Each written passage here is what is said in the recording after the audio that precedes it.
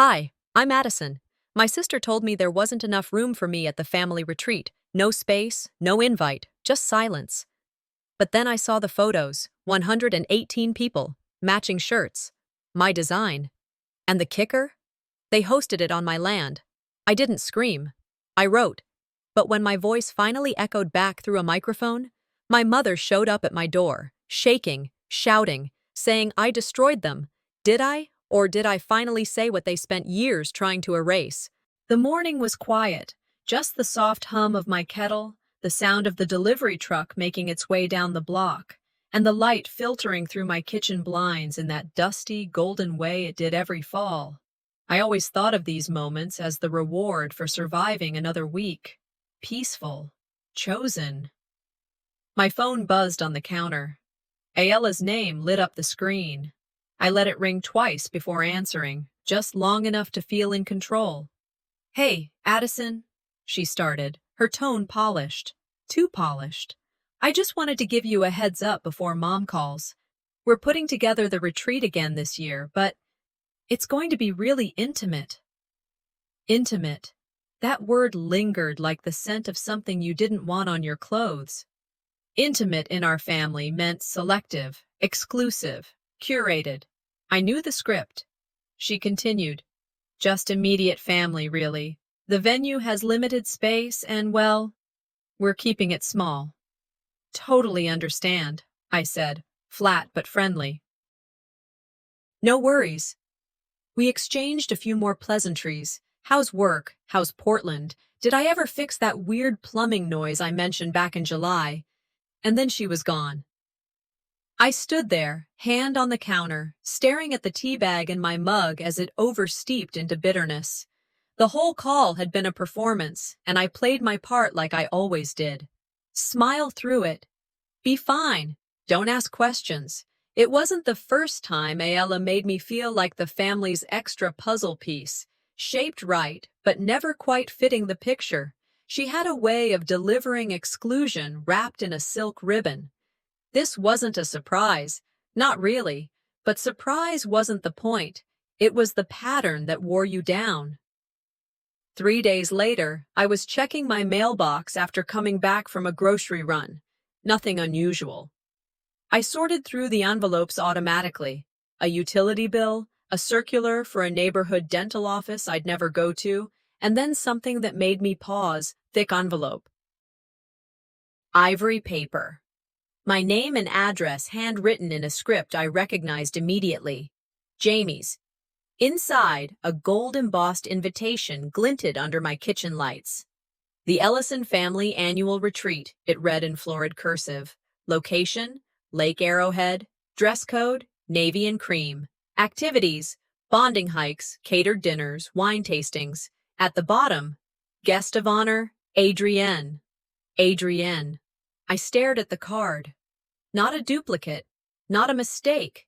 My address, someone else's name. It didn't make sense. But then again, it made perfect sense. The invitation wasn't for me. It was a message, deliberate and coded. Ayala had already told me there wasn't space, but someone had made the effort to send this to my door. I ran my finger over the edges of the card. It felt like being slapped with silk. They hadn't forgotten me. They had remembered just enough to exclude me with precision. I didn't call anyone. Didn't text. I just slid the envelope into the top drawer of my desk, underneath a pile of sketch pads and unopened birthday cards from last year. Some people framed their family portraits. I kept my omissions filed. Later that week, I met up with Marigold for dinner. We'd been friends since the community college design classes we took ages ago. She always picked the place. This time, a little wood-fired pizza spot on the east side, candles flickering in mason jars, and indie music playing at just the right volume. As we were sharing a bottle of red, she scrolled through her phone and paused mid-conversation. "Oh, Lake Arrowhead, huh? That's where your family's going, right?" I blinked. "Sorry," she held up her phone. "My coworker's cousin is going to some massive family retreat there. Says it's a big event, like over 100 people. Super organized." My smile didn't reach my eyes. Oh, no, I'm not going this year. They're doing something small. Just the core group. Marigold frowned. Huh, that's weird. Thought she said it was huge. Probably a different event, I said quickly, but my stomach had already knotted. That moment, more than the envelope, hit me like a freight train. A stranger knew more about my family's retreat than I did. They'd invited over 100 people. But not me, not even as an afterthought. After dinner, I didn't go straight home. I walked for a bit, hands shoved in my jacket pockets, letting the cold air peel away the polish I'd worn through dinner. Then I went back to my apartment, lit a single lamp, and opened my laptop. I didn't look for the retreat photos. Not yet. I opened a folder labeled Old Stuff, a catch-all I hadn't touched in months. Inside were scans of birthday cards never sent, photos where I'd been cropped out, literally and figuratively, and screenshots of group chats where my name never came up unless it was to assign a task. My entire life, I'd been the family's background noise. There, but never turned up loud enough to be heard. It wasn't one thing, it was the accumulation, the retreat on my birthday, the custom shirts I'd designed years ago but never wore. The dinner reservations made without my name on the list. Families are like photos, I muttered aloud. Everyone smiles, but someone's always just out of frame. And I had been that someone for decades. I reached into the drawer, pulled out the invitation again, and studied it under the desk lamp. The RSVP deadline had passed the day before it arrived. I flipped it over. The itinerary was meticulous. Every meal accounted for, activities broken into time blocks. It was, in short, beautifully done, thorough, considerate, just not for me. That wasn't carelessness. That was intentional. I picked up a pen, scrawled a single line on the back of the envelope, and slid it back into the drawer. I won't forget this one. For years, I'd brushed it off. Let it slide. Told myself I was being overly sensitive, but now, I saw it clearly. I thought that was the end of it. But then the photos showed up. The next morning, I met Marigold for brunch like we did most Sundays. The usual spot, a cozy place in downtown Portland that served flaky croissants and coffee strong enough to jolt memory into movement. It was the kind of place where nobody rushed you, which made it perfect for those conversations that didn't start with any particular goal, but often ended in revelation. I was mid-story about a neighbor who'd planted cacti in every shared yard bed, because roses are high maintenance, when Marigold's phone buzzed. She smiled as she picked it up, then frowned slightly, scrolling. "Oh, wow," she murmured. "This looks like it was straight out of a catalog shoot." "What is it?" I asked, casually sipping my cappuccino. She turned her screen toward me. "Some family retreat thing. You're not at Lake Arrowhead, are you?" My stomach clenched before my eyes even reached the image. Matching navy fleeces, perfectly staged on a sun-drenched dock. A banner hung across the back. The Addison Family Annual Retreat, Lake Arrowhead, 2025. Drone angle. Everyone smiling. Coordinated outfits. Even Aunt Joy, who never left Connecticut, was tucked into the corner, waving at the camera. My voice stayed even. "No, I'm not there." Marigold didn't look up. She kept scrolling, then muttered, "Geez, they really went all out. I'd kill for a weekend like that." I smiled faintly, reaching for my mimosa. "Yeah, they love traditions." She didn't catch the pause in my voice or the forced ease in my smile. But inside, I could feel it, like something detaching, something quiet breaking. They'd invited everyone but me. When I got home, I didn't even take my shoes off. I dropped my purse, went straight to the couch, and opened Instagram. It was like watching someone else's life unfold while you pressed your face to the glass. Photos, videos, Story highlights. Hashtags. Hashtag Addison, strong. Hashtag family. As everything. Hashtag lake. Arrowhead love. There was Jamie holding a glass of wine mid-toast. The caption read, "To family, the only ones who matter." I zoomed in on the table behind her. 12 chairs, not 13, no chair for me. Next post, Gabriel teaching the little cousins how to fish off the dock. Ayala posing with mom in a perfectly timed golden hour snap, both in coordinated scarves. Someone had even uploaded the laminated itinerary to their stories, color-coded, day-by-day activities. Yoga on the deck, wine tasting at 3, movie night under the stars. This wasn't a last-minute intimate gathering. This was a production. I opened Facebook, same thing. Then LinkedIn. Jamie had posted a photo with the caption, "Building generational legacy starts with family leadership." There was the crest I'd designed years ago, still emblazoned on the shirts. They hadn't just left me out. They'd erased me, then dressed up the void with hashtags and curated smiles. I sat down on the bathroom floor. Not to cry, I'd long since lost the instinct for that. I just needed a quiet place to process the sheer scale of what I was looking at. 118 people. 118 chairs. One empty space that didn't even get acknowledged. I remember 5 years ago, standing in my apartment with a cardboard box full of freshly printed family retreat t-shirts.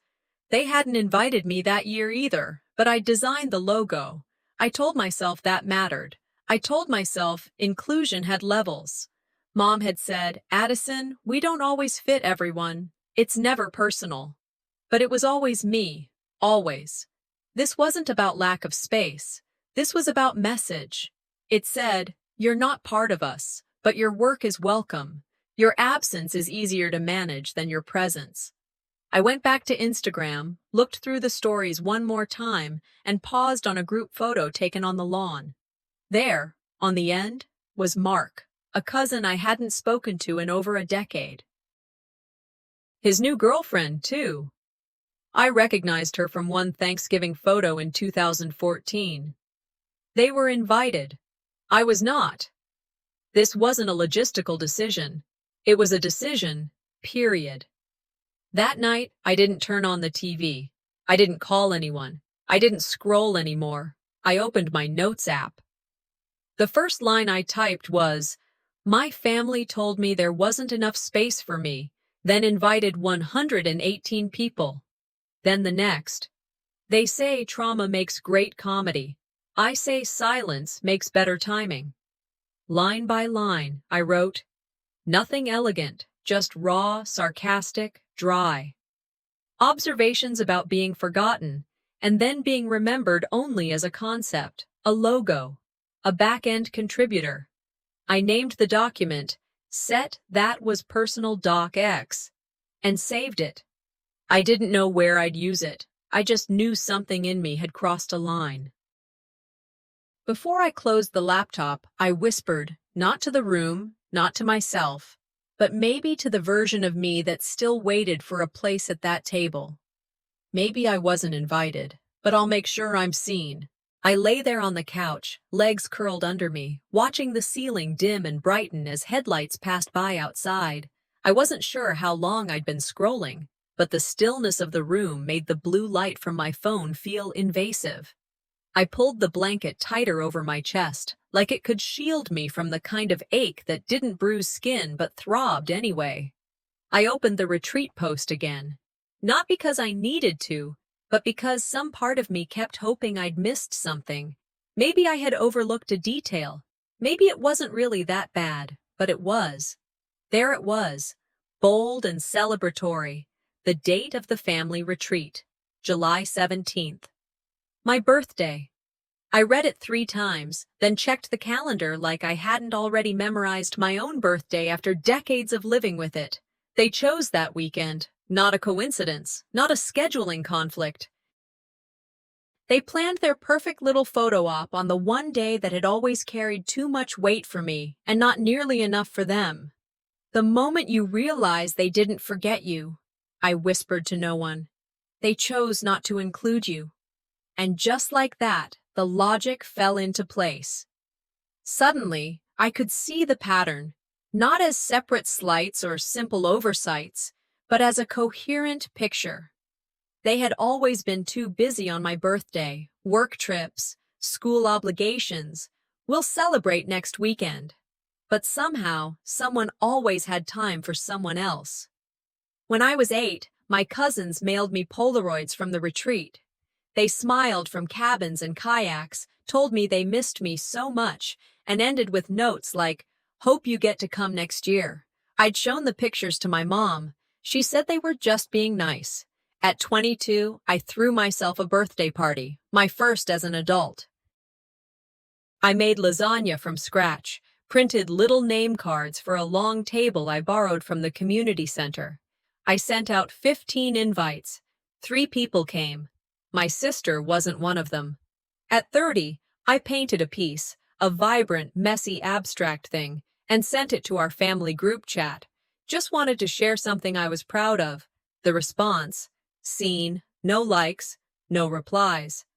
The next post was a selfie of my cousin's dog. I wasn't keeping score then, but maybe I should have been. So, I started. I opened my laptop and created a folder called Family Stuff. Inside it, I dragged every screenshot I'd collected over the years, posts I wasn't tagged in, photos I was cropped out of, emails where I was CC'd instead of addressed directly. I wasn't doing it for drama. I needed proof for myself. When you grow up with quiet rejection, you learn to second-guess everything. Is it really that bad? Am I just too sensitive? But this wasn't sensitivity. This was data. I was halfway through renaming a file when a new email pinged in. From Lucienne Ellison. Subject: none.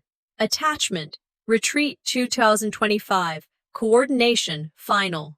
DocX. I stared at it. Lucienne was the cousin who never said much. She'd always been on the sidelines too, but unlike me, she stayed quiet. The kind of quiet that made people forget you were there until you did something that couldn't be ignored. My curiosity edged out my hesitation. I opened the document. It was a spreadsheet, beautifully organized, columns for names, room assignments, arrival times, dietary notes, even preferred bed firmness. I scrolled, not even sure what I was looking for, until I found it. Line 42.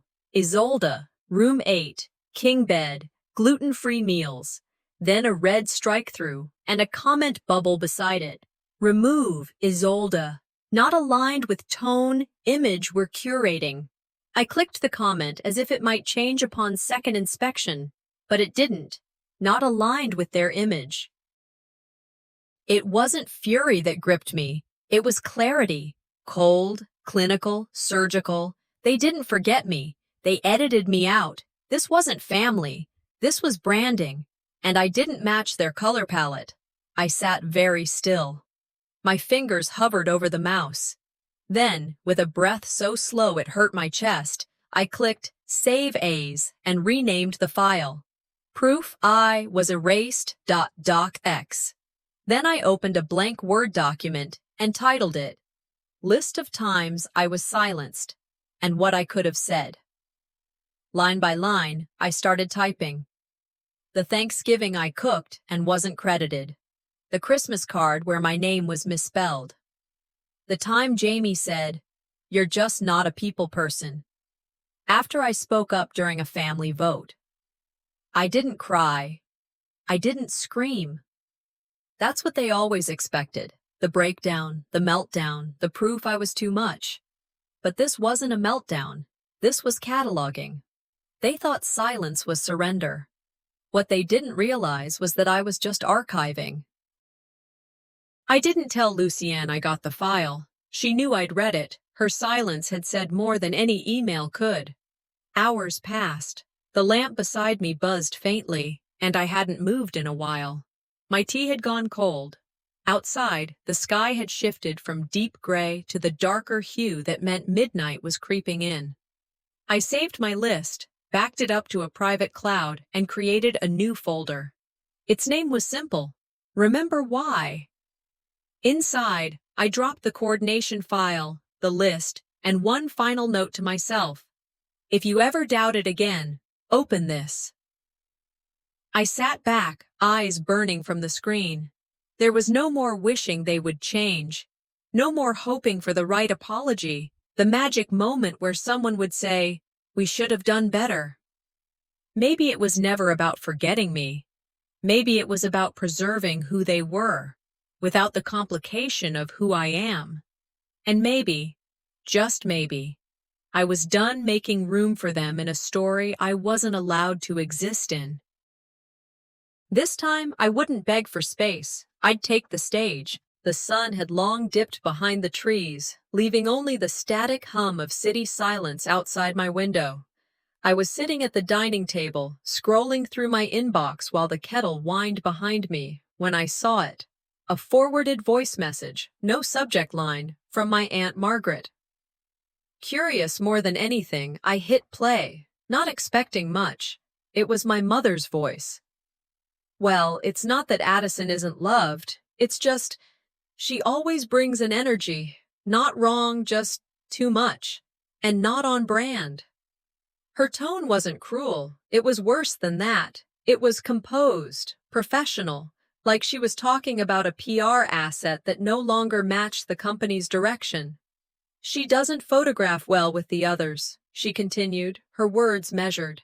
She doesn't play along. We don't want conflict. The energy this year, it has to be harmonious. I paused the message and sat there, motionless. The kettle clicked off in the background, forgotten. I hit rewind. Played the line again. Not on brand. They weren't just excluding me. They were editing me out of the narrative with the finesse of a communications team managing a scandal. It's one thing to be left out of a party. It's another to be treated like a liability, a threat, a stain. The next day, I made the mistake of opening LinkedIn. Ayala had posted a polished, bannered image of the retreat with a gushing caption. Couldn't have pulled this off without the incredible team who made it happen behind the scenes. You know who you are. Special thanks to my logistics coordinator and design support, Addison. I stared at the words for several seconds. Logistics support. That's what I was now. Never mind the fact that the family crest they plastered on tote bags and t-shirts was a rework of the design I'd created 3 years ago. No credit, no mention of the original artist. Just a pat on the head and a shove to the back row. The post had nearly 500 likes. Comments from people saying how inspired they were by her leadership, how beautiful the visuals were, how powerful family could be when united. I took a screenshot. Then I took a screenshot of my original sketch. I put both into a folder I renamed Public Gaslighting. If they can't erase you, I whispered to myself, they'll rename your contribution until it doesn't sound like you. I didn't cry. I didn't even blink. I opened my notes app and added a line to the file I had started earlier, now titled, What My Family Thinks I'm Too Sensitive About. New entry. They said I was dramatic. I say I'm documented. Then, almost without thinking, I opened a new doc, just a few words at first. Thank you for showing me how to be silent for 30 years, so now I can be loud with purpose. I printed it, taped it to the inside of my closet door. Later that night, I recorded myself reading it out loud. Once, steady, no hesitation. I needed to hear my voice say it. I needed to prove to myself that I wasn't afraid of being heard anymore. My voice didn't tremble. It was flat, steady. The kind of calm that arrives when you've run out of space to shrink in. The next morning, I sent Ayala a message. No frills, no threats. Saw the post. Beautiful branding. Just remember, the back end always has backups. She didn't reply. 10 minutes later, I checked the post again. My name had been removed. Then came the call. It was Mom. I answered, letting the silence stretch a beat longer than usual. Why would you send Ayala something so threatening? She asked, her voice sharp. Do you realize what you're doing to this family? I stared out the window as I answered. Threats require intent. I just made an observation. She went quiet for a second too long. You've always needed attention, Addison. No, I said. I've always needed honesty. You just didn't like how it looked. I hung up before she could recover. This wasn't vengeance. This was accounting. No one gets to hold the narrative hostage while smearing the rest of us in silence. I stood in my apartment, looking around at the photos on the wall. Friends, colleagues, not a single family picture. Not one. I didn't feel loss. I felt truth. Maybe I was never the version of the story they wanted to tell. I didn't fit the aesthetic. I didn't match the caption. But I was finally writing something of my own. That night, I emailed myself a backup of everything I had collected. Photos, quotes, audio, screenshots. The subject line was simple. If ever I doubt myself again. They wanted silence. But I was already rehearsing my first line. I woke up to an email from an old client. It was one of those monthly newsletters companies send out to look active. Industry highlights, a couple of quotes, branding inspiration from great campaigns. I was about to archive it like I usually do until a particular thumbnail caught my eye. A photograph of a flag waving gently in front of a lodge-style house. The caption beneath it read, Exceptional family branding at this year's Addison retreat. I clicked.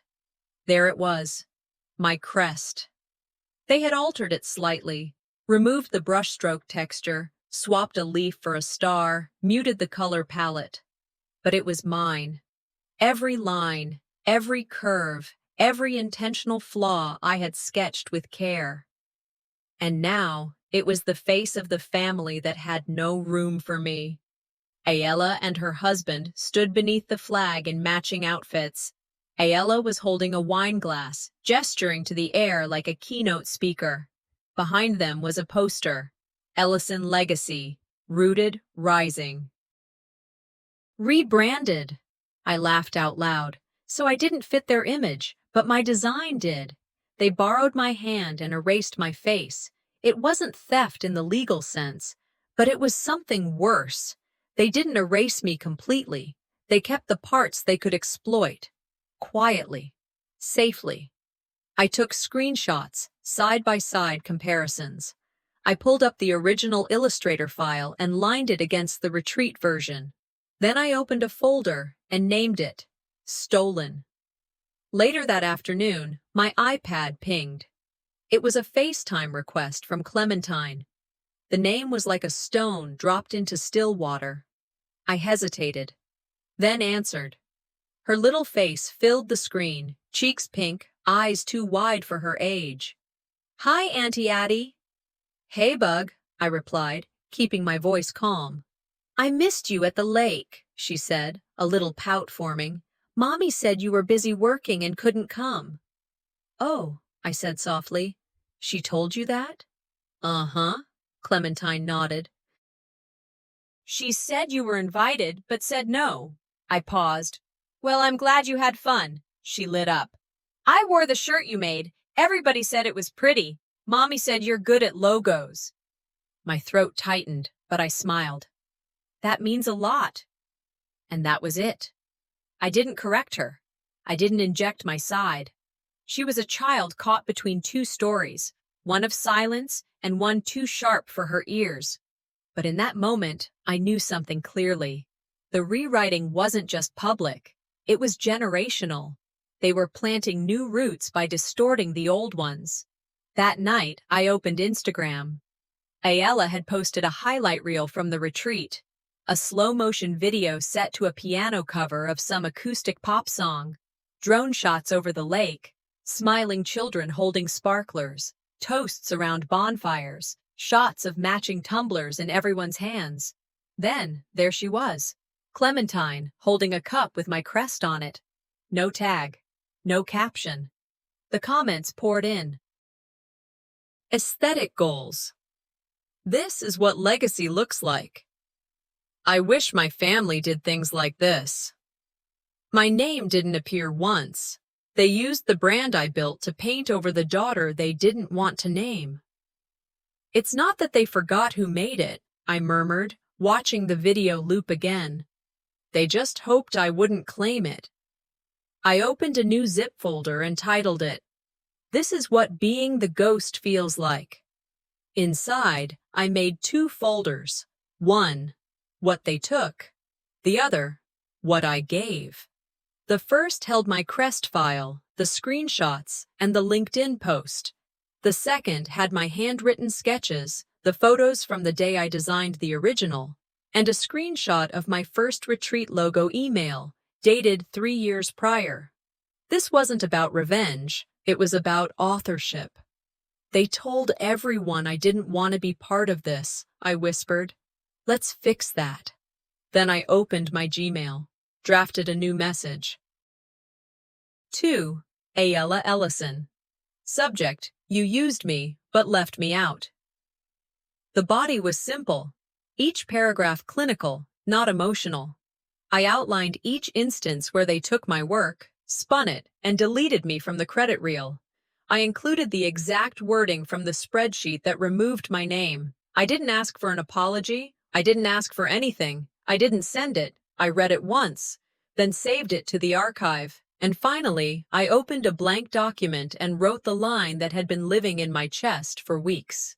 You used my hands to build your castle, then locked me out of it. Let's see how strong the walls really are. Saturday night, the apartment was still. No calls, no distractions, just the ticking of the old wall clock I never bothered to replace. I sat on the floor, laptop open in front of me, fingers hovering over the trackpad. The file was still there. Same title, same timestamp. Retreat, no, Addison.docx. I opened it again. Remove, Isolda. Not aligned with tone image we're curating. I stared at that line like it might soften if I read it differently, but it didn't. It didn't change the second time or the fifth. It just sat there, clinical, cold, decisive, not aligned with tone. I closed the laptop slowly, stood up, crossed the room to the bookshelf where, tucked between old sketchbooks, was a flyer I had stuck there 6 years ago and never thrown out. Open mic night, Saturdays at the Hollow Tap Room. I hadn't been on a stage in years, not since college, when I toyed with stand-up the way you toy with the idea of leaving town. But I remembered what it felt like.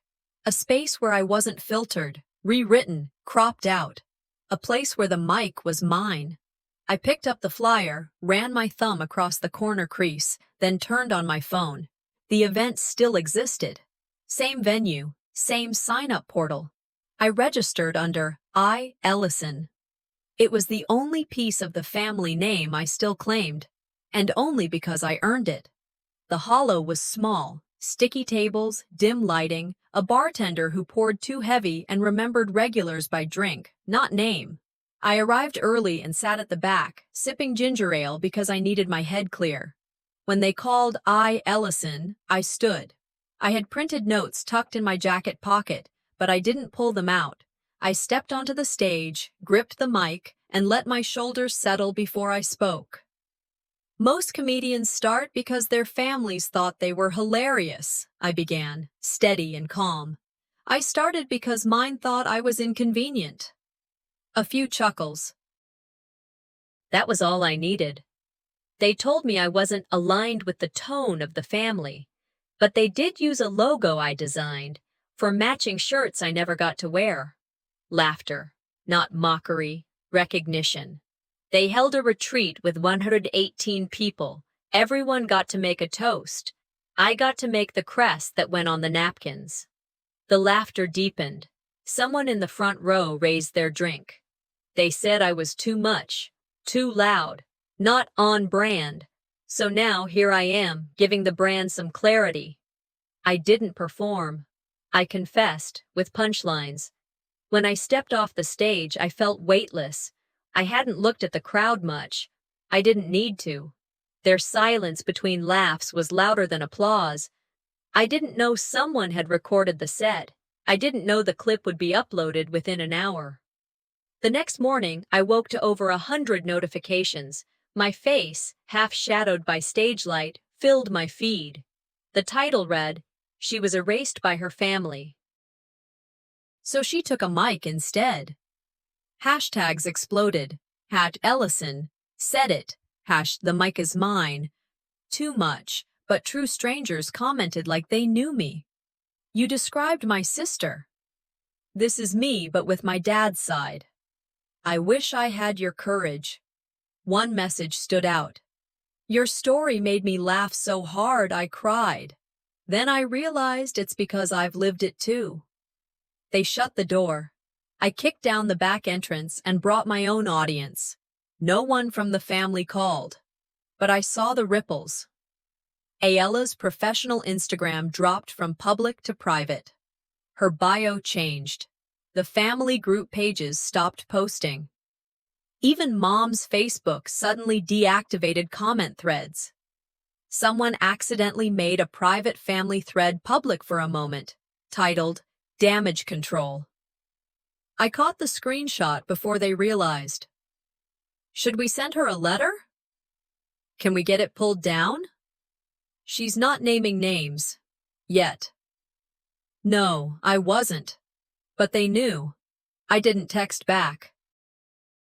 I didn't reply to cousins who liked the clip from burner accounts. I just watched them scramble. By Monday, The Hollow had added a second open mic night. My clip passed 1 million views. Then came the email. Subject: podcast guest invitation. Uninvited family estrangement stories. I read it twice. Then again, they asked if I'd like to join as a guest, share my story, speak with my name. I leaned back in my chair and stared at the ceiling. Then I typed 2 words. "I'm in." And under my name, I wrote, "This time, we're using real names." They started it with a lie. I'll finish it with a microphone. The ringtone jolted me awake before my alarm had the chance. My phone buzzed against the nightstand, and even without looking, I knew it was her. I didn't answer right away. I watched it ring, a hollow tightness curling in my chest. When it finally stopped, I rolled over and tapped the voicemail icon. "What have you done?" "No, hello? No, are you okay?" Just that cold blade of a question, spoken in my mother's voice, sharp and clipped like she was reading a line off a deposition. "You've humiliated this family, Addison. Do you understand the consequences? Ayala's been fielding press calls all morning. Her board is livid. Your sister's career is at risk because of your little stunt. And now, you've put the entire Ellison name in jeopardy." I said nothing, just listened. "You need to fix this," she continued. "Take the video down. Apologize publicly. We can't afford more damage." When I finally spoke, my voice was flat. "You still haven't asked how I'm doing." There was a pause. "That's irrelevant right now." I ended the call without another word. That sentence, that one casual dismissal, unlocked something deep. This wasn't new. This had always been the rhythm of our relationship. My pain was inconvenient, my feelings off-brand. And now, because I'd refused to stay silent, I was the enemy. Not long after, Marigold texted me. "Just so you know, Ayala blocked me." I blinked at the screen, then texted back, "What happened?" "She saw I shared your video. I guess that makes me complicit now." Before I could respond, another message popped up.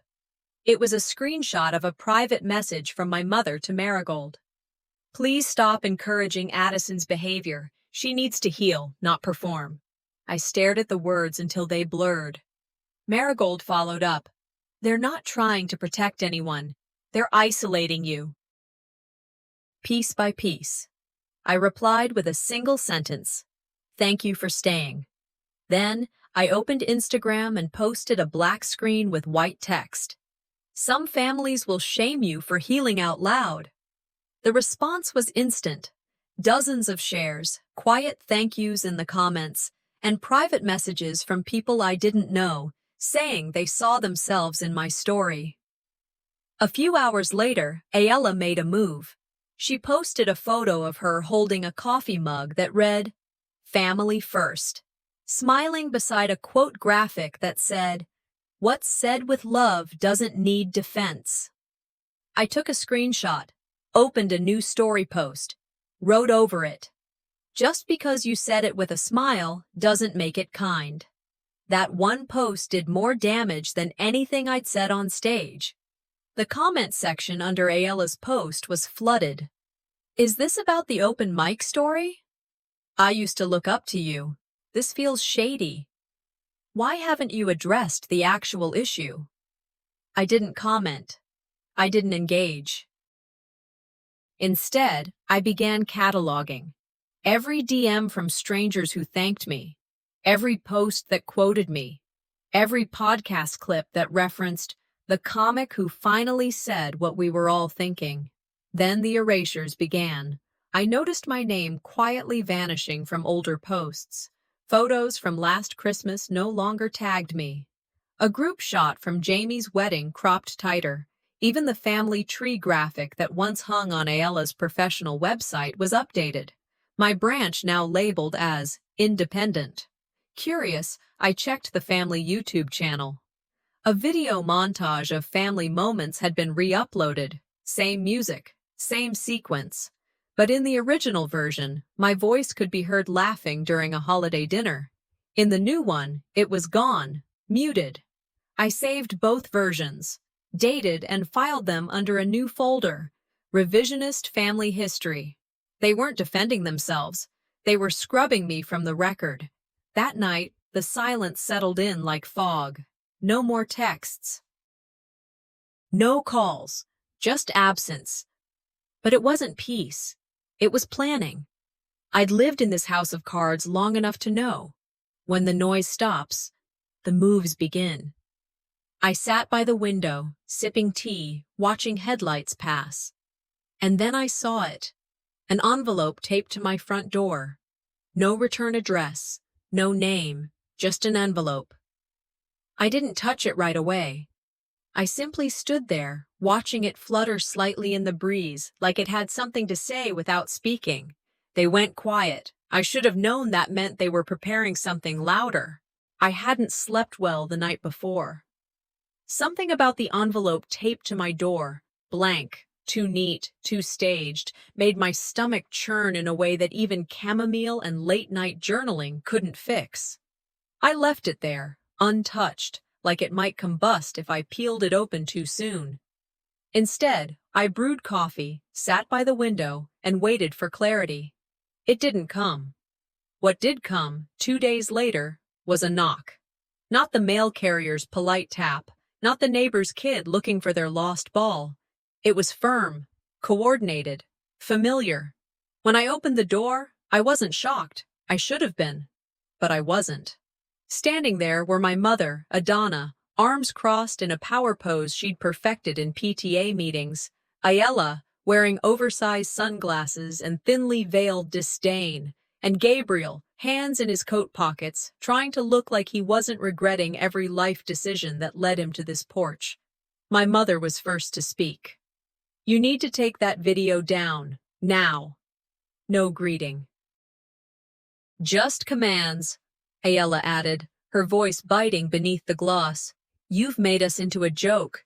People are asking questions at work. You think this is funny?" I didn't respond. I reached for my phone, tapped the voice memo app, and hit record.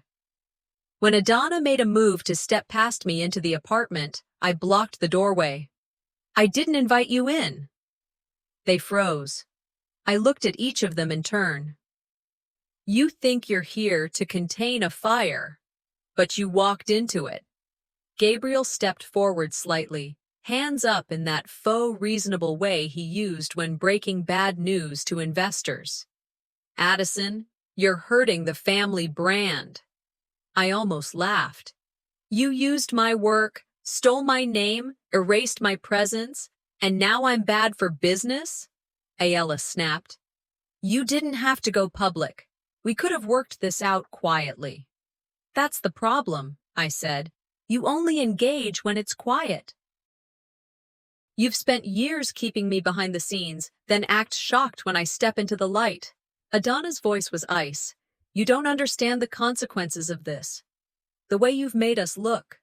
I'm not making it worse, I cut in, still calm. I'm making it visible. They all stood in stunned silence. I'll give you one last chance, Gabriel said, as if this were a negotiation. Take the video down.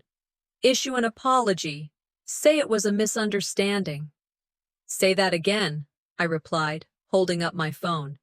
This time, louder, for the camera. The silence hung heavy. Then, without another word, they turned and walked back to the car, heels sharp against the concrete, their departure as rehearsed as their arrival. That evening, I was cleaning the kitchen, trying to channel the adrenaline into something useful, when my phone buzzed. A message request from a woman I didn't recognize. Brooke. Mutual friends. None. I hesitated, then opened it. Hi, Addison. I'm not sure if this is okay, but I felt I should say something. Already bracing myself, I kept reading. I was at the retreat. I came with my cousin. His wife's related to your family. I didn't know the dynamics. I just wanted a quiet weekend, but I overheard them. Your sister said you were mentally unstable, that you tend to spiral. Your mom said she needs to be watched. It made me really uncomfortable. I didn't know how to bring it up before, but after watching your set, I couldn't not say something. My hands went still. Not just exclusion, not just erasure. They were building a story where I was the villain of my own existence, rewriting me as unstable, dangerous. I typed back. Thank you. You did the right thing. I appreciate your honesty. Then I took a screenshot and filed it into the archive.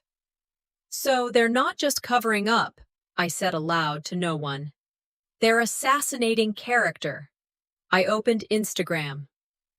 Black background. White text.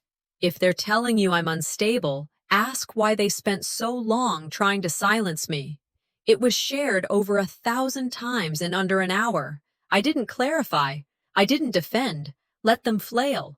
Let the internet draw its own conclusions.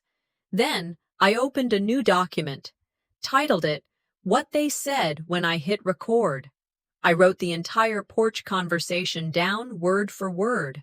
I replayed the recording, matching their exact phrases, pausing only to breathe. Then I emailed myself another backup of every file I had. Photos, audio, screenshots, messages. One folder, encrypted, stored in 3 different clouds. The next morning, a knock came again. No one was there. But on the doormat, in a manila envelope hand-delivered by courier, was a letter. Thick paper. Law firm letterhead. Cease and desist. I sat down at my desk and read every word. Cease all defamatory communication. Remove all published media referencing family members. Immediate compliance required. Emotional distress cited. I read it again. Then I whispered, they called me unstable in secret. Now they're trying to shut me down in writing. I pulled out my set list, crossed out the title, and wrote a new one. Let's see how stable they are when I read it on stage. The envelope had been sitting on my desk for 2 full days. I'd touched it maybe a dozen times, picked it up, turned it over, weighed its thickness in my palm, then set it down again. The paper was thick, expensive, the kind reserved for legal threats and wedding invites. In this case, it wasn't the latter. I finally sliced it open with the edge of a ruler. No need to pretend this deserved ceremony. Inside was exactly what I expected: a cease and desist letter, riddled with vague accusations and empty legal phrasing. It warned me to cease all defamation activities immediately and claimed I had caused emotional harm to the familial reputation. The signature at the bottom was from a lawyer who sounded like he only practiced on LinkedIn. I read it once silently, then aloud, mimicking a courtroom voice as I went. Whereas the undersigned party, hereafter referred to as the family, I paused to chuckle. The family, like they were the Corleones. I grabbed my phone and hit record. I wasn't scared, not anymore. I was irritated and inspired. They wanted me to be quiet, I muttered, lining up the camera. So I'll read this louder than they ever thought possible. That night, I returned to the hollow taproom with the letter in my purse. The room was packed, more than usual. Word had gotten out. Or maybe pain had a way of attracting the people who'd lived something similar. I took the mic, letter in hand, and waited for the room to still. Apparently, I began, holding the envelope up, telling the truth is now a legal matter. This here is my very own cease and desist. The crowd laughed. I hadn't even started yet. I didn't know growing up with a gaslighting family counted as a brand violation, I continued. Should have read the fine print on the DNA contract. I pulled out the paper and began reading, word for word. Every dramatic phrase, every vague threat. The laughter rolled in waves. They say I've caused emotional distress. My therapist says I've processed it.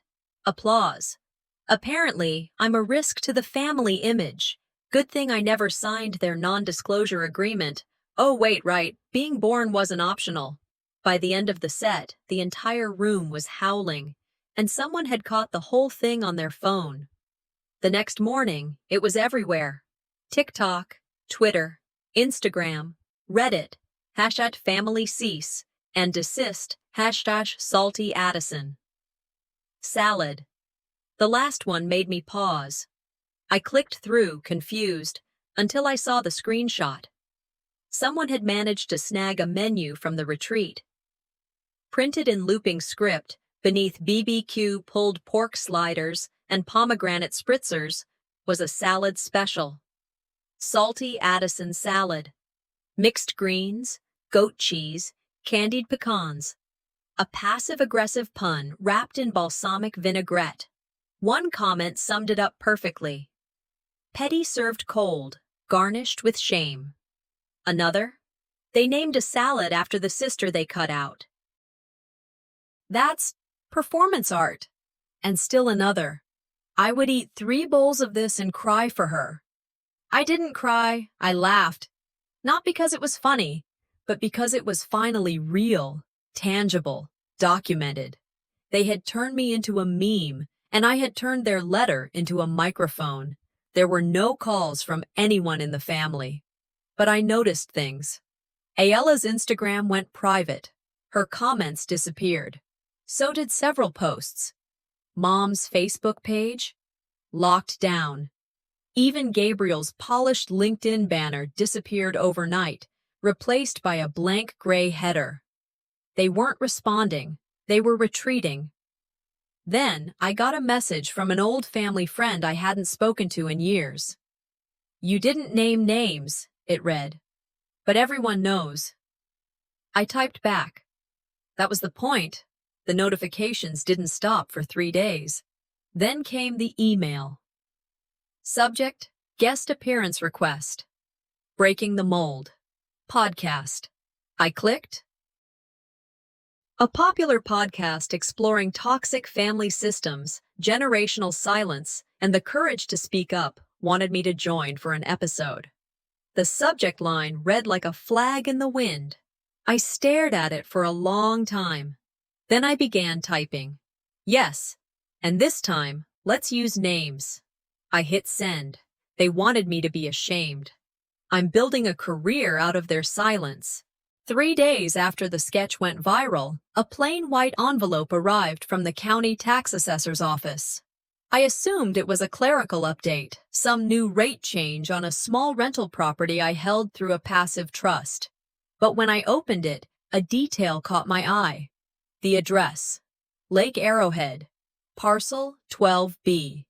I dropped into my desk chair, unfolding the documents, scanning them line by line. They'd thrown their big, glossy retreat, matching shirts, toasts under twinkling lights, the works, on land I legally owned. I'd purchased the parcel 3 years earlier, part of a low-risk investment strategy. I never intended to use it, never stepped foot on it, but now, after everything, the irony sat so perfectly in my lap, it almost felt like a gift. They hadn't just excluded me from the retreat. They threw it on my soil. I printed out the deed, highlighted my name, then scanned the document and renamed the file Exhibit A. 2 days later, I sat in a podcast studio that smelled like burnt coffee and old denim. The room was bare, just a circular table, 3 mics, and the kind of overstuffed chairs that made everyone look a little too grounded. Perfect. The host smiled warmly as we began. "We won't ask you to name names," she said, adjusting her headphones. "Just tell your story." So I did. I told them about the crest, the silent removals, the line in the spreadsheet, not aligned with tone. I told them about the child-sized lie they fed to Clementine and the salad they dressed with my name. I paused before the final punch. "They said I didn't align with their image," I said. "Then they used my designs, my silence, and my land. That's not family, that's franchising." The host didn't speak right away. She leaned back, absorbing, then read a comment that had come in mid-recording. "You didn't lose your seat at their table. You built your own." I smiled, eyes still on the mic. And now they're watching from outside the room. That clip alone spread faster than the sketch. Overnight, it hit every platform. The audio snaked through TikTok, Instagram, Reels titled, "When the Black Sheep Buys the Land Under the Table." There was no rage in me anymore. Only precision, purpose. I didn't name them because I didn't need to. That evening, I sat at the kitchen table with a checkbook I hadn't touched in months. One final joint account, just enough funds to close out my obligations. I wrote the amount, tore the check clean. Then I pulled out a sticky note and wrote, "This is the last check you'll ever cash with my name on it." I sealed it in an envelope and dropped it into the mailbox, taking a photo with my phone before letting it go. The caption, when I posted it, #final balance. They used to call me the quiet one. They said I kept to myself. Truth was, I was building volume in the background. Now I've never been louder. 2 days after the podcast aired, their social media fell into silence. Ayala's professional page disappeared entirely. Adana locked her Facebook down, blocked new friend requests, and disabled comments on old posts. But nothing stays hidden. Screenshots from a private family Slack channel leaked. Addison image rehab strategy, urgent only. The notes listed contingency plans, releasing a statement about miscommunication, leveraging charitable work to dilute criticism, asking key allies to post family photos in solidarity.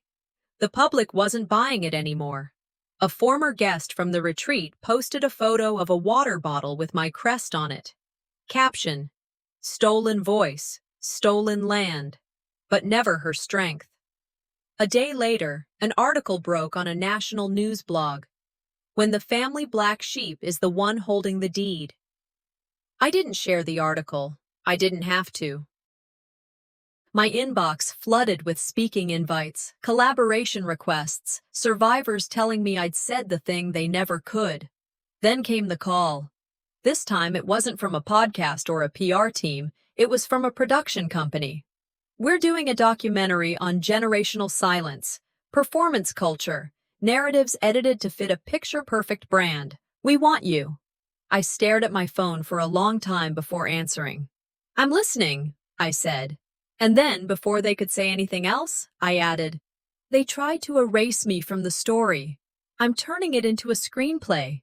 Weeks passed, long, gray, uneventful weeks where the world seemed louder than it used to be, yet my phone stayed quiet. No calls, no emails, no messages from any of them. No backpedaling, no fake apologies, no PR stunts wrapped in empty sentiment. Just digital silence and the eerie calm of a house that had chosen to forget I was ever part of it. I checked Ayala's Instagram, still private. Her business page hadn't posted in over a month. Mom's Facebook, once a constant stream of Sunday family love captions, had been scrubbed to a bare wall. Nothing from Gabriel either. Their feeds were quieter than mine. And I realized they weren't fighting anymore. They were pretending I never existed. It used to wreck me. That kind of erasure, the curated denial of your presence, cuts deeper than cruelty. But now, it felt like clarity. They had chosen silence, and for once it didn't scare me. It freed me. Someone once said, "Sometimes what looks like rejection is actually redirection." I never understood that until I found peace in their absence. Not having them in my life didn't leave a hole. It cleared the space. One Thursday afternoon, I ran into a mutual friend who casually mentioned that she'd seen Mom, Adana, at a cafe across from Powell's Books. She said it like she was telling me about the weather. An hour later, on impulse, I walked by that very cafe. I didn't expect to see her, but there she was, at a corner table, sipping tea, chatting animatedly with a woman I didn't recognize. She looked completely untouched, like the last few months had never happened. She didn't notice me standing across the street, and I didn't approach. I didn't wave. I didn't scream across traffic or demand to be acknowledged. I just watched. It hit me harder than any confrontation could have. I thought I needed a moment, some emotional finale, but I didn't need a scene. I just needed to witness her being fine without me and to be okay with walking away, so I did. Back home, I decided it was time to clean house, literally and digitally. I took down every photo that involved them. Frame by frame, I replaced memories of curated family perfection with canvases of my own creation. I filled the empty spots with art I'd painted on rainy Sundays, lines of poetry scribbled during late-night bouts of honesty. Then I sat at my computer and opened my digital archive. Every screenshot, message, recording, all sorted, all labeled.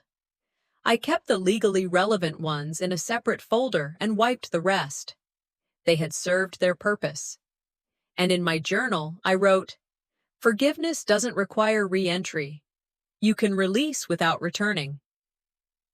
That night, I stayed up sketching ideas for a new project, something that had been tugging at me since all this began.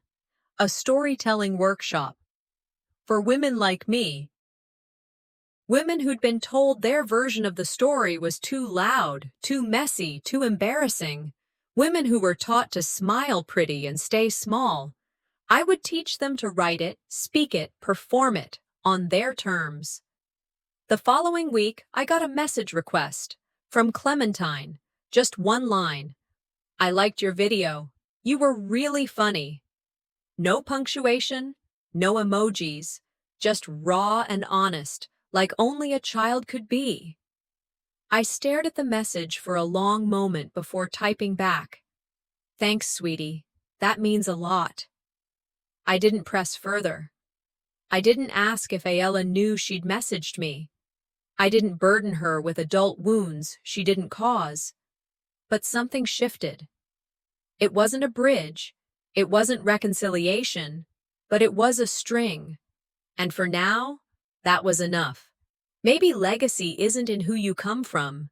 Maybe it's in who sees you clearly, even once.